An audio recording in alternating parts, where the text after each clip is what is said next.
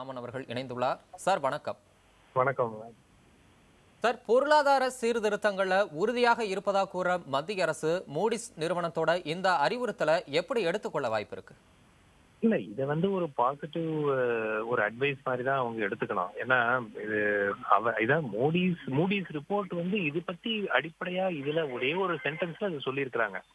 அவங்க பல விஷயங்களை சொல்லியிருக்காங்க. பொருளாதார சீர்திருத்தத்தை அரசு கொண்டு வரணும், அதை முன்னேற்ற பாதையில எடுத்துட்டு போறதுக்கு இன்னும் நடவடிக்கை எடுக்க வேண்டும்ங்கிறதெல்லாம் சொல்லிட்டு, ஆனால் அரசுக்கு சில பிரச்சனைகள் இருக்கிறது. இதை பத்தி பிரதமர் பேசாம இருக்கிறாரு. அவர்கள் கட்சியை சேர்ந்த நபர்கள் இந்த மாதிரி பேசுறதுனால இந்தியாவுடைய கிரெடிபிலிட்டி, இந்திய நாட்டினுடைய கிரெடிபிலிட்டி சர்வதேச ரீதியாக பாதிக்கப்படும் அப்படின்னு ஒரு லைன் தான் சொல்லியிருக்காங்களே தவிர, இந்த ரிப்போர்ட்ல பிரதமர் அவருடைய கட்சிக்காரர்களை பத்தி அறிவுரை கொடுக்கணுங்கிறது அடிப்படையா அது கிடையாது.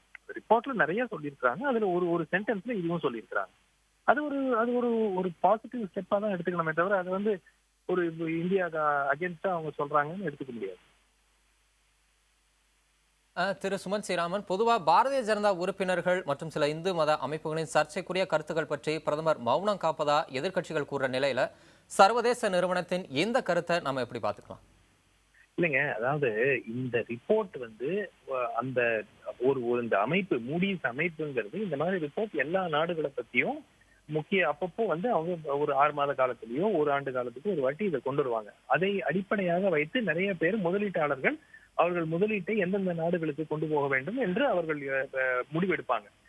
இந்த ரிப்போர்ட்ல அவங்க சொல்லும் பொழுது அவங்க ஒரு ஒரு ஒரு சென்டென்ஸ்ல சொல்லியிருக்காங்க, இந்த மாதிரி சர்ச்சைக்குரிய கருத்துக்கள் பிரதமருடைய கட்சி நபர்களே பேசும் பொழுது இந்தியாவினுடைய சர்வதேச ரீதியாக இருக்கிற கிரெடிபிலிட்டி பாதிக்கப்படும், அதற்கு அவர் நடவடிக்கை எடுக்க வேண்டும் அப்படின்னு சொல்லியிருக்காங்க. இல்ல, ஒரு வரி மட்டுமே மூடிஸோட அறிக்கையில இந்த குறிப்பிடப்பட்டிருந்தாலும் இது ஒரு எதிர்வினையை ஏற்படுத்தாது. நம்ம எந்த அளவுக்கு நம்ப முடியும்? பாசிட்டிவா இதை எந்த அளவுக்கு நம்ம எடுத்துக்க முடியும்?